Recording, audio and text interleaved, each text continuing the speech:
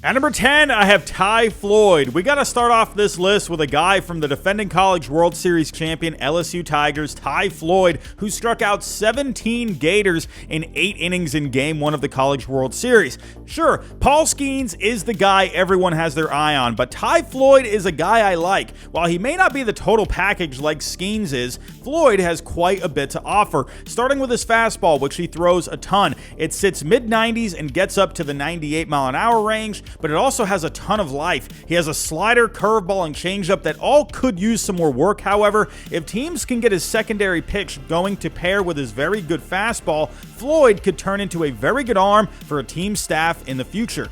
At number 9, I have Cameron Johnson. At only 18 years old and already 6'5" and 230 pounds, there's a lot to like about Cameron Johnson. Scouts love how extremely athletic he is, and he already features some good stuff. While he does have an aggressive delivery, he has a tough arm slot from the left side that's tough on hitters. His fastball can get up to 98 with good life, and also has a sweeping slider that bites hard. While the control is still a work in progress due to keeping his mechanics in check with his big frame, there's a lot to like when it comes to what he could be down the road.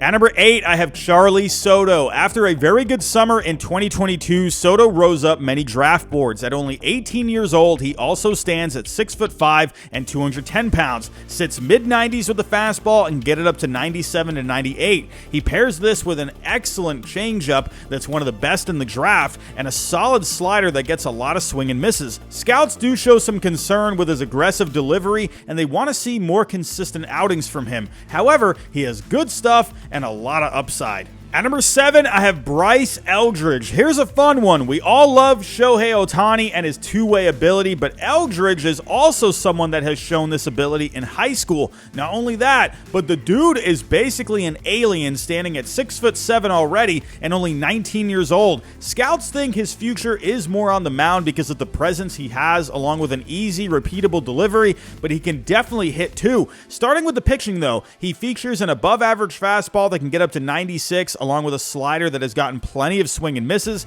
He also has a curveball and a changeup that could still use some refining. With his hitting, the big tool is his power, possessing a plus power grade already, as he's shown that he can hit for power to all fields. He tends to strike out a bit, but the power potential is for real. It'll be interesting to see if teams let him focus on both or stick with just one. At number 6, I have Thomas White. White has a simple combo that scouts love, a 6'5" frame, and he's a lefty. Already off to a good start there. Along with that, he has stuff already at 19 years old, featuring a fastball that sits anywhere from 92 to 95 and get up to 97. He pairs it with an extremely deceptive changeup and a curveball he loves to throw more often than his changeup. One concern scouts have is his control, as his big frame tends to give him issues with his mechanics, but they think this should be fine when he gets to work with a major league organization. At number 5, I have Hurston Waldrep. The Gators made it to the College World Series championship against LSU in large part due to the work from Hurston Waldrep.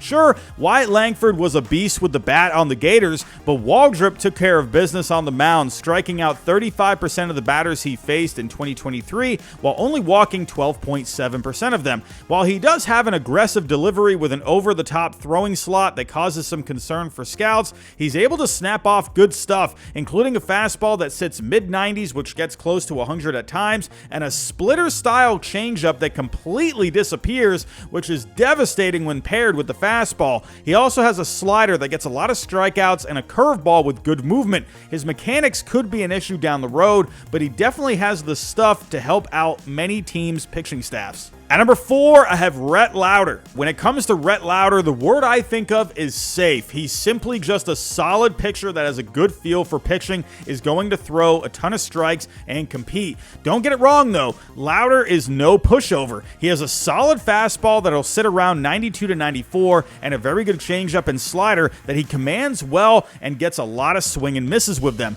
While he might not have the stuff to be a top of the rotation guy, he could easily be a very good two 2 to 3 in a rotation thanks to a decent fastball, good stuff, and good control. In 2023 for Wake Forest, he had a really good season. He was actually undefeated, going 15-0 with an ERA of 1.87 over 120 1/3 innings pitched. He had 143 strikeouts over that and only 24 walks. At number 3, I have Chase Dollander. Dollander has all the tools to be a very good pitcher in the major leagues one day. He has a plus fastball that sits in the mid-90s along with a slider that gets a lot of swing and misses. He'll also throw a decent curveball and changeup and throws a good amount of strikes. While he does have great stuff with good spin rates that looks to be able to handle the majors down the road, he did have a tough time in 2023, posting a 4.75 ERA in his final season for the Volunteers. In 2022, though, he won SEC Pitcher of the Year, posting an ERA of 2.39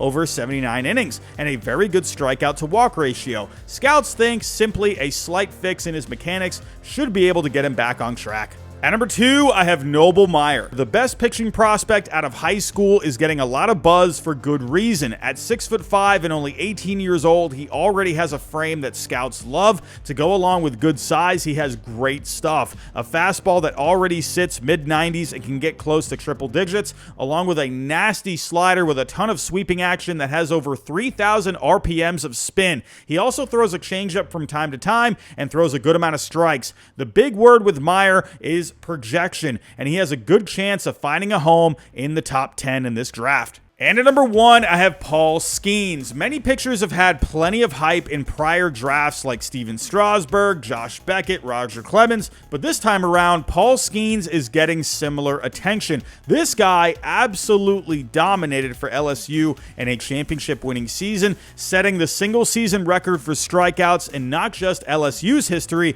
but SEC history. In his only season with LSU after transferring from the Air Force, Skenes started 19 games and pitched 122 2/3 innings, posting a record of 12-2 with an ERA of 1.69, 15 strikeouts per 9, and 1.5 walks per 9. To put it in perspective, Steven Strasburg, one of the greatest college pitchers of all time, had 16 strikeouts per 9 and right around the same walk per 9 rate. Skenes is in that territory. He does it with a big fastball that gets up to 100 miles an hour consistently, along with a nasty slider with a 65% swing and miss rate and a plus changeup with plus control. With his big frame at 6'6" and almost 250 pounds, he should be able to endure going deep into games. Skenes could very well be the next big thing on the mound in the major leagues. So that's my list. Tell me what you think down below in the comments. Did I leave anyone off this list? Do you think anyone on this list should be taken off of the list? Let me know what you think down below in the comments. If you can,